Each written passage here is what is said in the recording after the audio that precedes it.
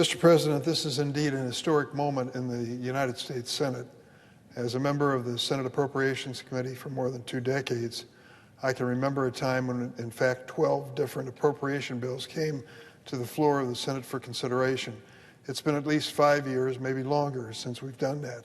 Instead, we bundled all of the appropriations in one big omnibus bill. We handed it over to the leadership to decide, and we waited for that desperate vote where they said, you've got to vote for this, it's take it or leave it.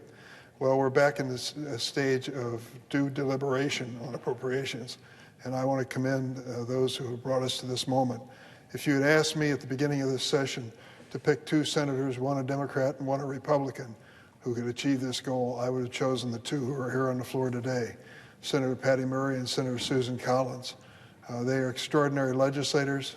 They're some of the hardest working people in the United States Senate, and they truly have dedication to a national purpose beyond anything that partisan politics might generate.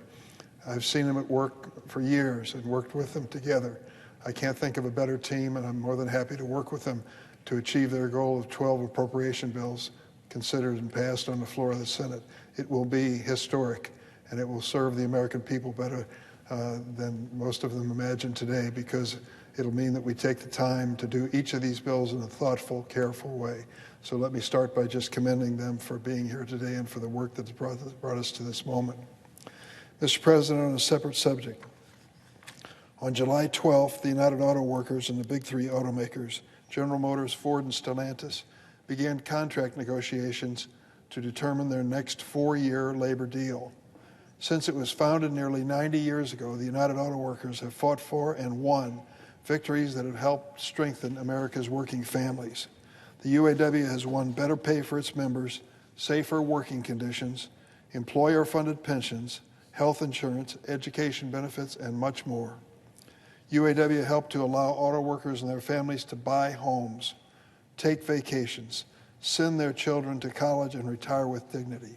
Auto workers work hard. They deserve their opportunity to enjoy the American dream. But the legacy that I've just described is in danger. Over the last 20 years, auto workers have faced dozens of plant closures, lost jobs, wage cuts, and contract concessions. In 2009, the UAW made major concessions in its contracts to help these same automakers receive government assistance. This included job security provisions, cost of living adjustments, and financing for retiree health care. They made sacrifices so that their employer companies survived during that terrible situation in our economy. How have they done? The automakers have reaped billions of dollars in profits since, but these benefits have not been passed down to their workers, and UAW members have seen their wages and standards of living suffer.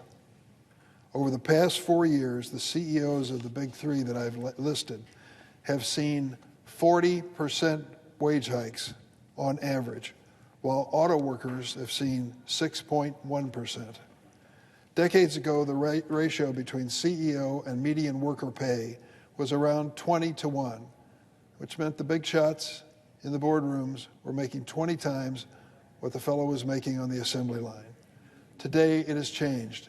No longer 20-1, it is 300-1.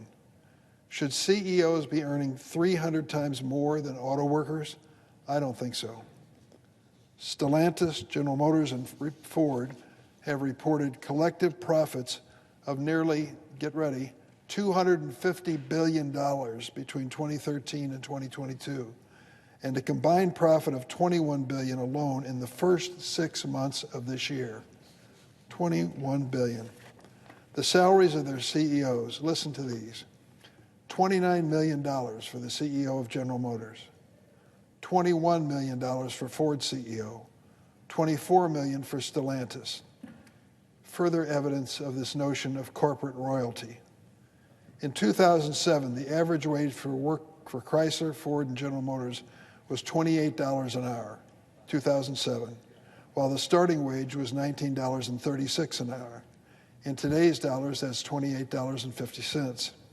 Today, the starting wage for auto workers at the big 3 is $18.04 an hour, more than $10 lower than what starting wages would be if they'd kept up with inflation since 2007. $18 an hour. In Springfield, Illinois, coming back from picking up some hardware at Lowe's, I passed the Taco Bell. The sign out front said starting pay $17 an hour at Taco Bell. Auto workers, professional men and women who work hard, are being offered $18. Taco Bell, $17. Meanwhile, these same workers that are making $18 an hour for the automobile manufacturers are asked to work 10 to 12-hour days, 6 to 7 days a week. And 61 GM, Ford, and Stellantis plants have been idled or closed since 2003. Thousands of jobs have been lost, and I can tell that story personally because one of the idled plants was a Belvidere assembly plant in Belvidere, Illinois, owned by Stellantis. That plant opened 58 years ago. They once had 4,500 union workers. In February, they laid off 1,350 workers who were blindsided at the time by that announcement. This was devastating, not just to the families and the workers, but to the community. I beg Stellantis, reconsider this decision. And I've spoken to the president of the United Auto Workers, who tells me it's one of his highest priorities.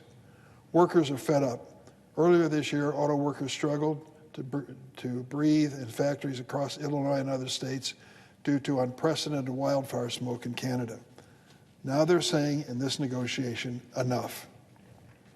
At the same time, Congress and the Biden administration have made major investments in clean energy, including the production of electric vehicles. Corporations cannot impose the cost of transitioning to electric vehicles on the shoulders of today's workers. We can and should invest in these vehicles while making sure they continue to be produced with union labor. These corporations that I've talked about, the big three, have benefited from billions of dollars in profits in recent years. Why haven't the workers benefited as much? In just over a week, on September 14, contracts covering 150,000 UAW workers at Ford, General Motors, and Stellantis will expire. At the same time, Stellantis put plants on critical status for 90 days. What does that mean for the current workers before the contract would be announced? It would mean that they would work 7 days a week, 12-hour shifts. Why are they doing this? They're trying to pile up inventory. Under critical status, workers can only receive 1 day off every 30 days unless they use family medical leave. Meanwhile, Stellantis complains that it's behind thousands of units while it continues to lay off workers. It just doesn't add up. I urge the big three and the UAW to negotiate in good faith, reach an agreement before September 14th, just 2 days away, and prevent a strike that will cost billions of dollars and impact 150,000 hardworking auto workers. This agreement must be fair to workers, include a restoration of the benefits that auto workers sacrificed more than a decade ago to keep these families afloat, I should say. And Stellantis must reconsider the closure of Belvidere Assembly Plant and welcome back the workers it laid off in February. There's a lot at stake. The automobile industry is a major part of our economy. Auto workers have done their best. They've sacrificed right and left to make sure that this industry stays as strong as it is and even stronger in America. The CEOs need to show a spirit of cooperation and teamwork to make sure that when they reopen this with a new contract, we're going to have many more years of prosperity for American automakers. I yield the floor.